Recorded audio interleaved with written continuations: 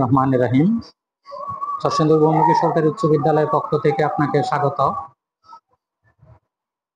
আমি চরসিন্দুর স্কুলের প্রতিষ্ঠা তারিখটা বলছি, সেটা হলো 1919 সনে সর্বপ্রথম স্কুলটা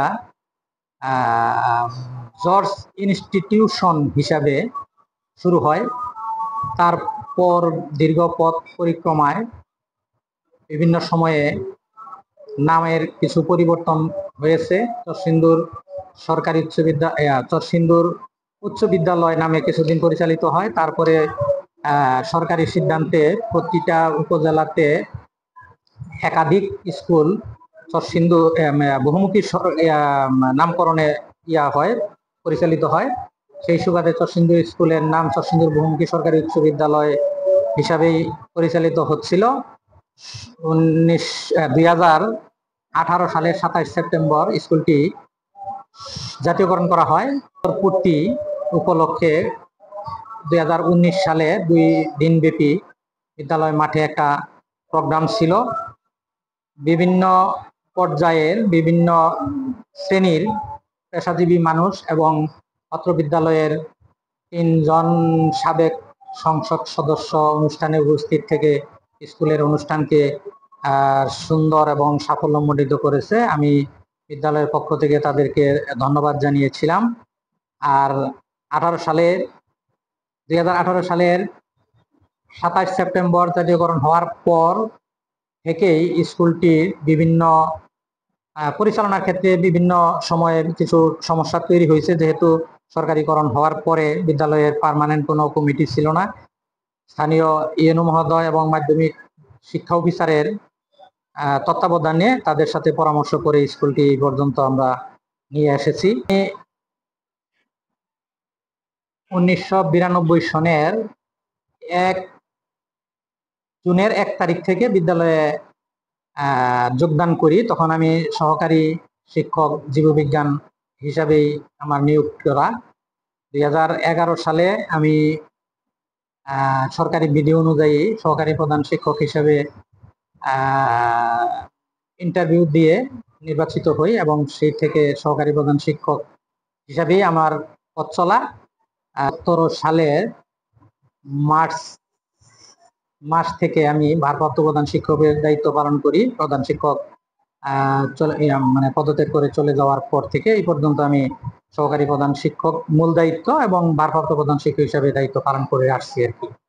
আমার বিদ্যালয়ের রেজাল্ট গ্রামীণ স্কুল হিসাবে মোটামুটি একটা পর্যায়ে ছিল, কিন্তু 2025 সালের যে রেজাল্ট, সেই রেজাল্ট আপনারা জানেন সারা দেশেই রেজাল্টের একটা বিপর্যয়। তো তারই ধারাবাহিকতায় আমার স্কুলটি 158 জন শিক্ষার্থী পরীক্ষা দেয়, 104 জন শিক্ষার্থী পাস করে আর 54 জন শিক্ষার্থী ফেল করে। এই হিসাবে শতকরা হিসাব যদি আপনি বলেন বা ধরেন, এটা হলো 66.24% আর কি। আপনাকে আমি একটা বিষয়ে অবগত করে নিতে চাই, সেটা হলো স্কুলটি সরকারিকরণ হওয়ার পর থেকে সারা বাংলাদেশের 300 স্কুলকে আপনার ডিজিটাল পর্যায়ে সরকার পরিচালনার একটা পদক্ষেপ নিয়েছে।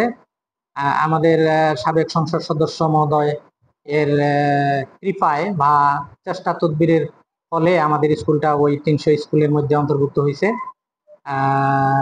এখন পর্যন্ত আমরা স্কুল ডিজিটালাইজ করতে যে যাহা কিছু প্রয়োজন পড়ে তাহা আমরা সম্পূর্ণ রূপে পাইনি, যেই কারণে চেষ্টা করেও সেটার সফলতা দ্বার প্রান্তে আমরা যেতে পারি নাই।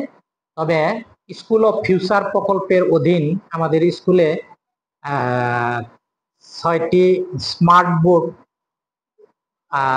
সরবরাহ করা হয়েছে। আরো বেশ কিছু উপকরণ আমরা পেয়েছি এবং সেটা 100% কার্যকর করার জন্য আমাদের সক্ষমতায় কিছু ত্রুটি বিচ্যুতি আছে, শিক্ষকদের স্বল্পতা আছে ইত্যাদি কারণে আমরা সেটা শতভাগ নিশ্চিত করতে পারিনি। হয়তো 60% এর মতো আমাদের ডিজিটালাইজ কমপ্লিট হয়েছে আর কি। দিয়ে ছাত্রদেরকে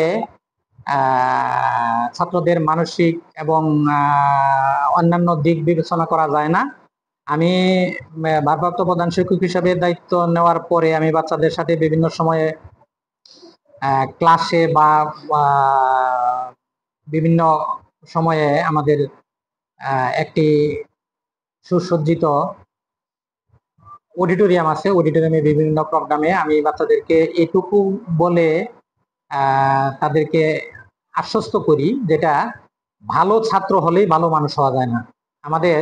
আমি শিক্ষক হিসেবে তোমাদেরকে আমি এটা বলবো, ভালো রেজাল্টের চাইতে ভালো মানুষ হওয়ার তোমাদের বেশি প্রয়োজন বা জরুরি। শিক্ষার্থীদের অভিভাবকদের সাথে একটা আলাপ আলোচনা করি, যেটাকে আমরা অভিভাবক সমাবেশও বলতে পারি, আবার অভিভাবকদের সাথে মত বিনিময় সভা বলতে পারি। যেমন এরই ধারাবাহিকতায় অলরেডি অর্ধবার্ষিক পরীক্ষার ফলাফলের পর আপনার দশম শ্রেণী এবং নবম শ্রেণীর সমাবেশ সুন্দরভাবে সফল হয়েছে, এবং আগামী দিন অষ্টম শ্রেণীর শিক্ষার্থীদের সমাবেশের একটা প্রোগ্রাম আমি হাতে নিয়েছি। সেই মোতাবেক প্রস্তুতি প্রায় শেষের দিকে। উপজেলা নির্বাহী অফিসার মহোদয় অনুষ্ঠানে উপস্থিত থাকবেন বলে আমাকে আশ্বস্ত করেছেন। সাথে থাকবেন উপজেলা মাধ্যমিক শিক্ষা অফিসার। তার পরবর্তীতে আমি সপ্তম এবং অষ্টম অর্থাৎ দশম থেকে নিচের দিকে পর্যায়ক্রমে আমি সমাবেশ করছি আর কি, বা করার পরিকল্পনা রাখছি।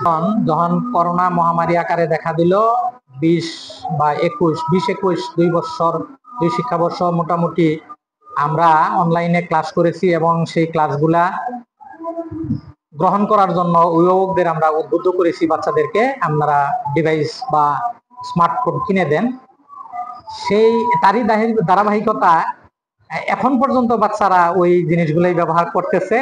তবে আমি অভিভাবক সমাবেশে সর্বপ্রথম আমার যেটা থাকে, নির্দেশনা থাকে অভিভাবকদের প্রতি, যে আমরা প্রয়োজনের তাগিদে মোবাইল সংগ্রহ করেছি, আবার প্রয়োজনের তাগিদে আমরা সেটা বর্জন করব। শিক্ষার্থীদের যে বয়স, সেই বয়স বিবেচনায় স্মার্টফোন ব্যবহার করা একেবারেই অনুচিত আমি মনে করি। মোবাইল বা ইলেকট্রনিক ডিভাইস নিয়ে কোনো শিক্ষার্থী শ্রেণীকক্ষে আসতে পারবে না। যদি আসে তাহলে ওই শিক্ষার্থীর যে ডিভাইসটি নিয়ে আসছে সেই ডিভাইসটা আমরা জব্দ করব, এবং ওই শিক্ষার্থীর বিরুদ্ধে আমরা আইনানুগ ব্যবস্থা নিব। স্কুল ক্যাম্পাস সম্পূর্ণ ধূমপান মুক্ত। আমি নিজেও কোনোদিন ধূমপান করিনি, আমার কোনো শিক্ষক ধূমপান করেন না। আমার জানা মতে আমার স্কুল এখনো ধূমপান মুক্ত ক্যাম্পাস হিসাবেই আছে। আর আপনার আরেকটা প্রশ্ন হলো বাল্য বিবাহ 2024 সাল পর্যন্ত আমার স্কুলে একেবারে মনে করেন স্কুলে কোনো শিক্ষার্থী ছেলে বা মেয়ে বাল্য বিবাহের মানে পর্যায়ে কোনোদিনই ছিল না। এটা আমার উপজেলা নির্বাহী অফিসার মহোদয়ের নির্দেশনা, এবং আমার শিক্ষকরা খুব দায়িত্বশীল আমার প্রতি, মানে শিক্ষার্থীদের প্রতি, এবং আমার কমান্ড তারা মোটামুটি 100% বাস্তবায়ন করে। কিন্তু এই 2025 সালে এসে আমি সেটা ধরে রাখতে পারি না, এটা আমার দুর্বলতাই আমি স্বীকার করব। ইদানিং অর্থাৎ 2025 সালে বেশ কয়েকজন মেয়ে বাল্য বিবাহের পর্যায়ে পড়েছে, অর্থাৎ বিবাহ বন্ধনে আবদ্ধ হয়েছে, এরকম আমার কাছে তথ্য আছে। তাও সেটাও খুব বেশি না, 6 to 10 পর্যন্ত 5 জন বা 6 জন মেয়ে। এটা এক হিসাবে মানে শতকরা হিসাবে এটা হিসাবে আসে না, কিন্তু তারপরেও তো একটা সংখ্যা, এটাই আর কি। জি জি জি, ধন্যবাদ স্যার। আমরা চাচ্ছি যে আমাদের বাল্য বিবাহ যাতে প্রতিরোধ করে নারী শিক্ষাকে যাতে আমরা সমাজে এগিয়ে যেতে পারি, কারণ সম্রাট নেপোলিয়ন বলেছেন, তুমি আমাকে শিক্ষিত মা দাও, আমি তোমাদেরকে শিক্ষিত জাতি উপহার দেব। ধন্যবাদ। জি, ধন্যবাদ আপনাকে।